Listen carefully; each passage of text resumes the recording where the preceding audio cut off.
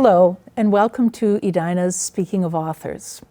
I'm Susan Tarnowski, and I am the host for our series.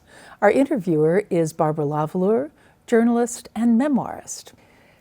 Our series of interviews allows authors to share stories of their lives and of the experiences they've had. Many of these stories have universal themes.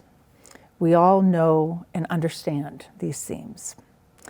Today we welcome Kristy Boike, author of Rise Up, Little Bluebirds. The universal theme in this book is the death of a loved one. She speaks to the effect that this kind of loss can have on children, families, and friends. When my own mother died recently, she asked that her family continue to, quote, tell the stories, unquote. Kristy has done this in this lovely book. Hello, Barbara. I am so glad to share this story that Kristy has written today, and I look forward to your questions and your conversation with her. Thank you. Likewise. All right. Let's have Kristy come and share her story.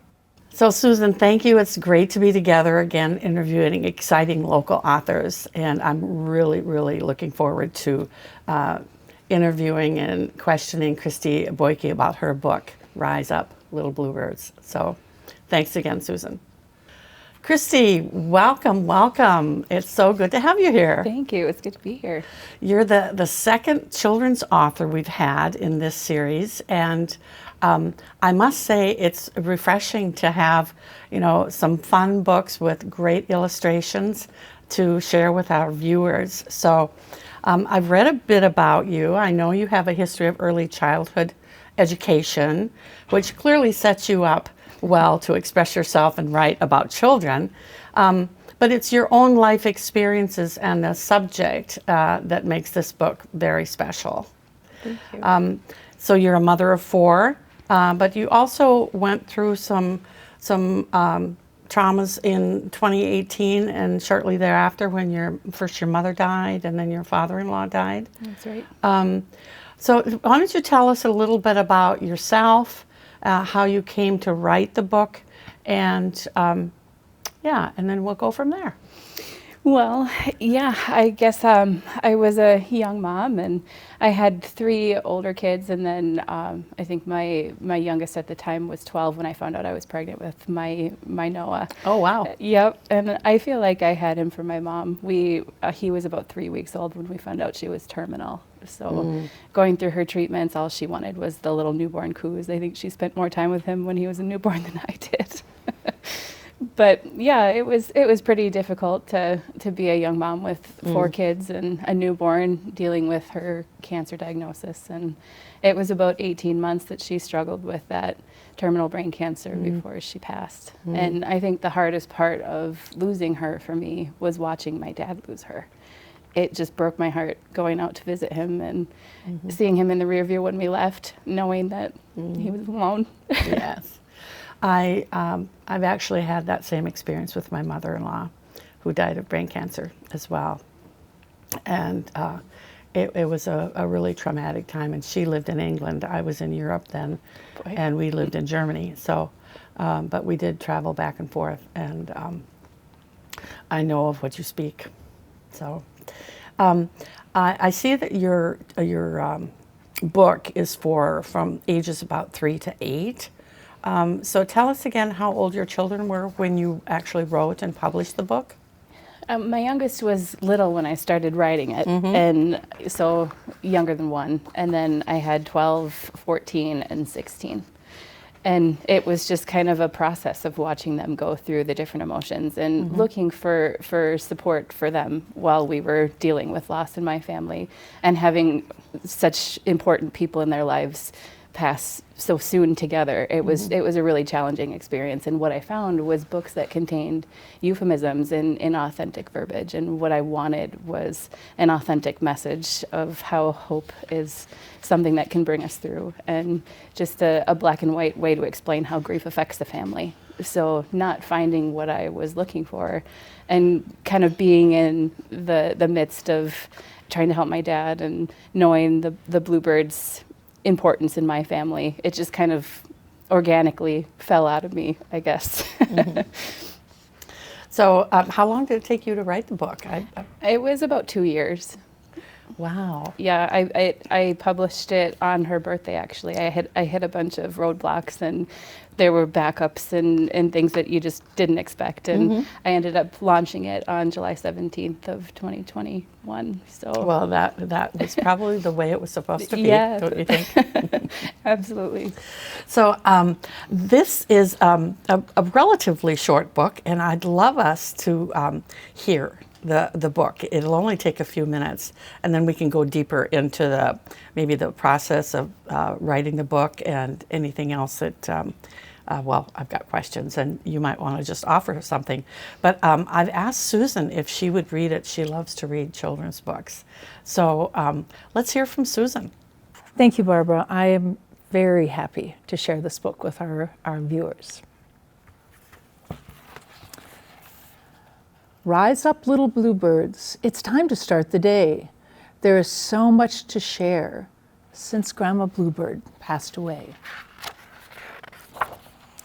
Rise up, little bluebirds. Find strength to spread your wings. It's time to see all the beauty that Grandma's love still brings.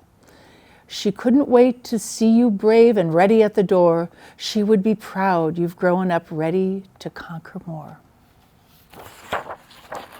She loved the blooming flowers and the meadows far and wide. Whenever you fly near them, feel her love right by your side. In the meadow, Mole helped Grandma choose her favorite blooms. She had a new bouquet they picked in every single room. But Mole had been feeling sad since Grandma Bluebird died. She hadn't picked the flowers she used to bring inside. Let's help Mole choose flowers that Grandma would have loved, and forget-me-nots and goldenrods carry her love from above. Grandma Bluebird loved the prairie, where she picked berries to eat. Her friend Hare baked pies with those berries and golden wheat. Look, friend Hare is busy in the kitchen, baking perfect berry pies. Keeping her hands busy helps her feel less alone since Grandma died.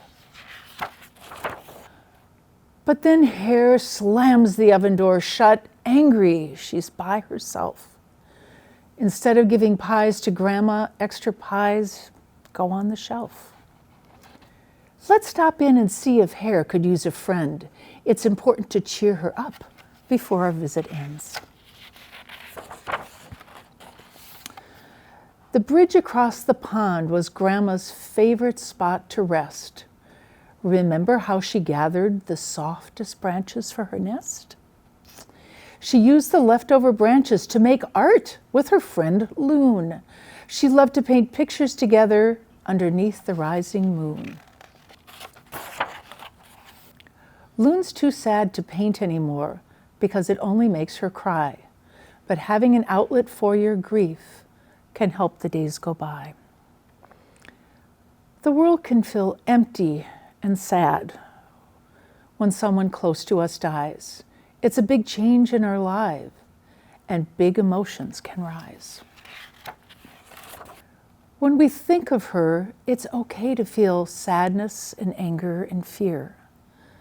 It helps to remember how Grandma still touches everyone she held dear. We'll have a potluck tonight with Grandma Bluebird's family and friends. Sharing her life with those who knew her ensures her love will never end. Your older siblings, aunts, uncles, and cousins will meet us in the meadows.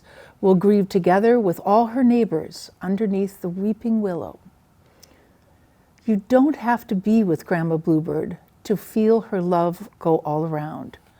Her love is in every smile, every story, and every sound.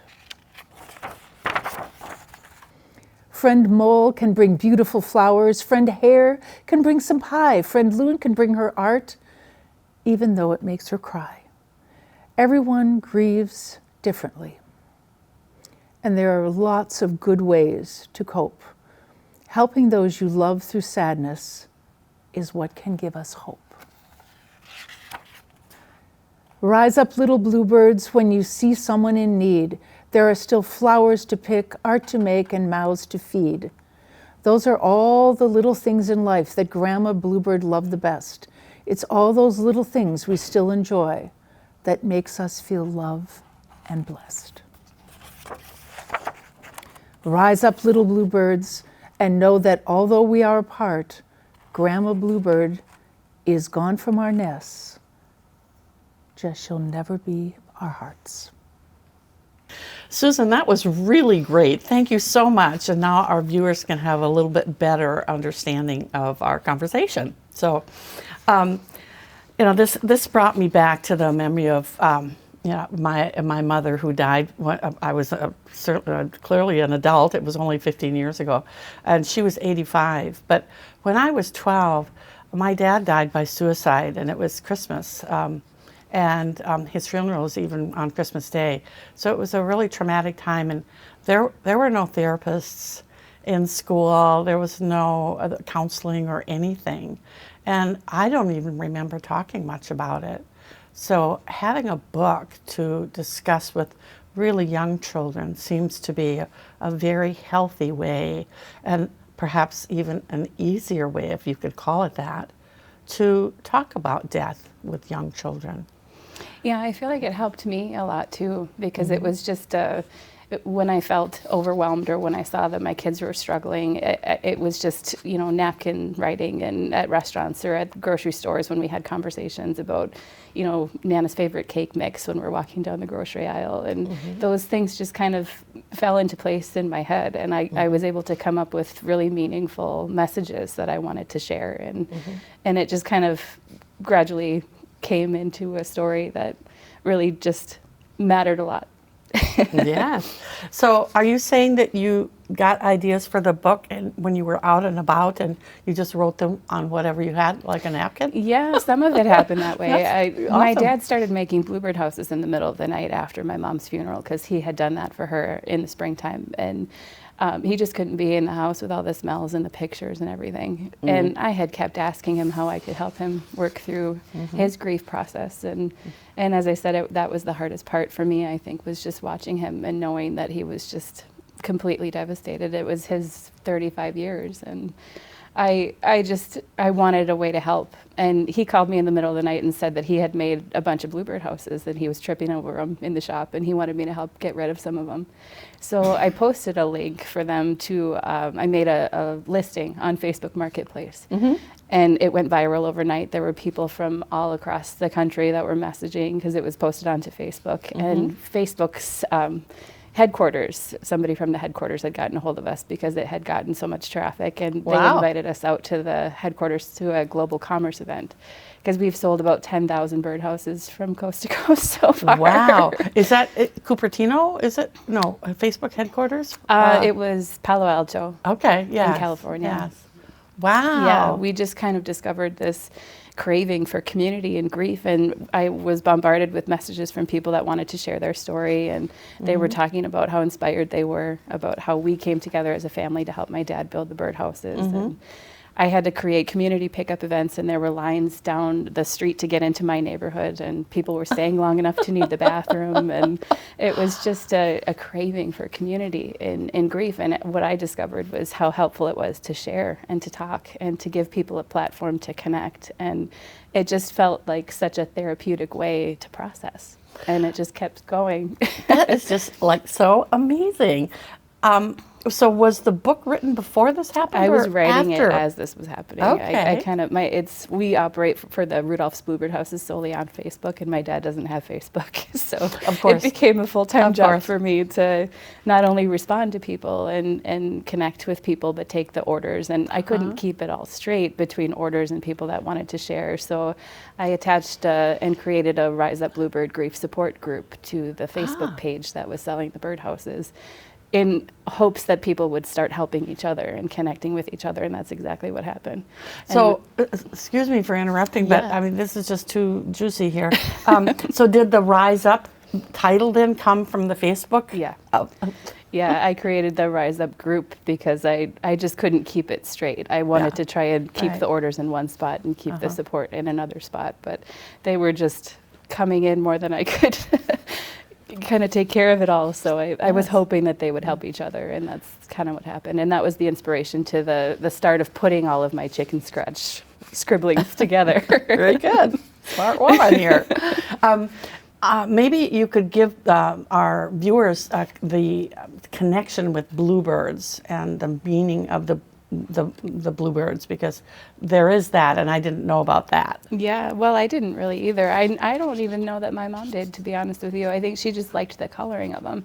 And we had them all over growing up. And my dad knew that, so he made her bluebird houses in the spring. And they had a couple acres, so he would put a new one up. And every year they come back to the same house, and they nest up to 3 times in the same house. And we had about 6 or 7 of them. And she just loved the coloring, and she loved that they kept coming back.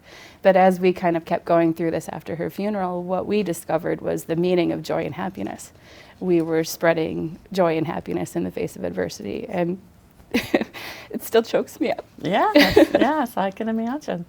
Wow.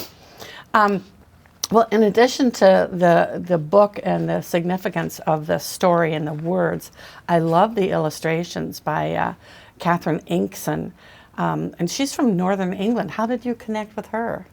Well, I worked with Wise Inc. We had done a bunch of press interviews and stuff with Rudolph's Bluebird Houses, and it was Stephanie Hansen from Minnesota Makers who had done a podcast with the owners of, or the creators of Wise Inc. And she suggested that I reach out to them. And it was just a really kind of touching experience when I shared my story and what I was kind of trying to do with Rise Up Bluebird. And it just kind of snowballed from there. They offered me a proposal on the spot, and they gave me a portfolio of people to choose from when I had a couple of stanzas together. And I really liked the way Katherine used the emotion in the eyes compared to all the other people that I had seen little samples from. I feel like Katherine really got the emotion, and that's really the premise of my entire book, was emotion and sharing those emotions and being okay with sharing them. And while Katherine was doing the illustrations for my book, she lost her mom. And it was just such a touching experience to hear from her family how much my words helped them in Rise Up Bluebird. And she bought a bunch of copies, and they had them at the funeral, and it just kind of became even more touching. Yeah, that is really amazing. I think that when people read your book to their children or their grandchildren, they'll appreciate the illustrations as well as the words. I hope so. I know I certainly did. So what's happened since? What's happened since this book was published with you or with the Bluebird Houses project? Well, I don't think we anticipated it becoming a business. It just kind of kept going, and it still continues. I think at some point we thought that it was going to reach a peak and kind of slow down a little bit, and it just hasn't. It became something that my family, is invested in. We came together and we helped my dad, and he couldn't keep them all together. And there were people when we weren't shipping yet that were saying, "Well, you said you weren't shipping last week. Let's figure the shipping out." So once we started shipping, they started getting even more, in demand. And I networked with different cancer organizations and different nonprofits and different organizations that wanted to use them as building workshops for other people to use their hands through grief the way we were using our hands. So we've done Girl Scout workshops, and we've connected with Gilda's Club and Angel Foundation, and we work pretty closely with Brighter Days Grief Center in Eden Prairie, and they have us just coming out to do the birdhouse building workshops. And since the book was published, I now do planting forget-me-not workshops. So kids and families can decorate a terracotta pot and then plant their own forget-me-not seeds, and then I'll either do a reading or a signing or both, just as a way to bring people together through community and share about their stories and normalize grief. Yes, because it is part of life, isn't it? Absolutely. It really is. And I think that, like a lot of topics these days, people are talking more about it and its effect, and there's more mental health services to support children and families around something like this. So it's not just the church communities that in the past have provided that kind of service, if you will. How about your children? Are they involved in anything to do with the birdhouses?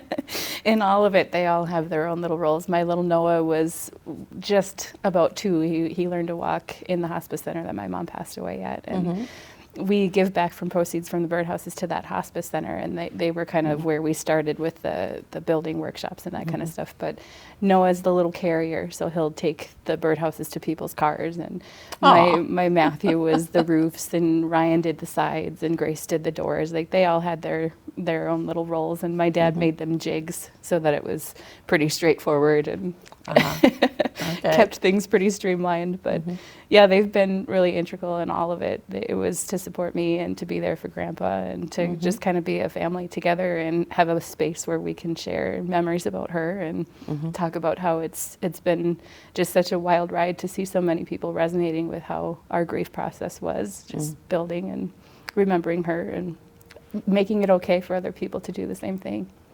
And how old are they now? 18, 16, 15, and 5. Wow, that's quite a spread. Yeah, but I love that we have this for them to remember her. My little 5-year-old loves to read it, and he knows which little bluebird he is in the front, because this is me in the front explaining to my 4 little bluebirds about the grief story. And very good. I didn't get that symbolism, but I certainly see it now. Yes, clearly. That's great. Great. So do you do any public speaking, or you mentioned workshops? Yeah, I've done some workshops. I've done a couple of speaking engagements. I've been asked to do some speaking and readings of daycare centers and schools, and I'll probably pick a little bit more of that up once my kids start back to school again after the spring break. But I've taken a little bit of a break now. So yeah, gosh, I think this would be really important and a great offering for schools to have you in to talk about this. So good luck with that. Thank you. That's really great. Is there anything else you'd like our viewers to know about your book or your project with the birdhouses? I assume people are still buying your birdhouses. Yeah, it's pretty busy in the springtime. The birds, they'll migrate south for the winter, and then they'll come back in the spring, and they stay through the end of summer, and they nest up to 3 times in the same house. So it's neat to see people kind of discovering that, and not only being able to use their hands as I don't know that they understand the uniqueness of the bluebird until we start talking about it. And it's kind of neat to see that there's such a tie in it, even to my mom loving them, and now other people discovering how neat they are. But what I kind of hope to do with all of this, because I started Rudolph's Bluebird Houses for my dad, and we never anticipated that becoming a business, and then the book happened as just support for my children, and it was such a therapeutic process for me through my own grief. Yes. What I hope to do with all of this is to create a Rise Up Bluebird nonprofit and kind of have that umbrella, the birdhouses and the book, and workshops where you can use your hands through grief, whether it's painting or drawing or yoga, but bringing people together in a safe space that allows them to talk about grief and normalizes those emotions and just gives community to people that are seeking it. Because that's kind of the craving, and what I discovered was what was so helpful for me was just talking about it and coming together and being honest about how it felt when it hurt, and when you just wanted to share memories and all of that. I think that's a great contribution, and thank you for doing that and providing that. And thank you for writing this book. It's an important book, so I hope that our viewers will buy it and read it and enjoy it, and it will help a lot of families. I'm sure of that. I hope so. Well, thank you, Susan, for reading the book. That was great, and thank you, Kristy, for being with us today. So, would you like to tell our viewers that they can buy your book, and the birdhouses, for all that matter? How do they do that? You can head to Rudolph's Bluebird House's Facebook page to buy birdhouses. And my book is available at 30 different bookstores and gift shops throughout Minnesota and Wisconsin. And riseuplittlebluebirds.com is my website, so you can purchase directly from my website as well. Very good. Well, thank you so much. Thank you, Kristy, and thank you, Susan, for reading Rise Up, Little Bluebirds. This has been really a joyous and happy outcome of Rise Up, Little Bluebirds. I appreciate you being here. Thank you, Kristy. Thank you, Kristy. You are engaged in such important work here. I love the fact that the book is full of the things that your mother loved, and that it's a very personal story of things that you and your family experienced with her. I also love the quote on the back of the book jacket. This is Katherine Inkson, who's the president and founder of the Brighter Days Family Grief Center. She says, "In my daily work with grieving children and families, I've discovered that finding ways to remember your loved one together is the best way to heal. This lighthearted book is a special opportunity for parents, professionals, and educators to help children see grief through another lens, a lens of hope." Kristy uses the word hope near the end of her story as well. What a lovely word that is, especially as we all experience grief and loss in our lives. Thank you, Barbara, for a compassionate set of questions and conversation. And again, thank you to Kristy for bringing her story to us. Thank you all for joining us, and we'll see you next time on Edina's Speaking of Authors.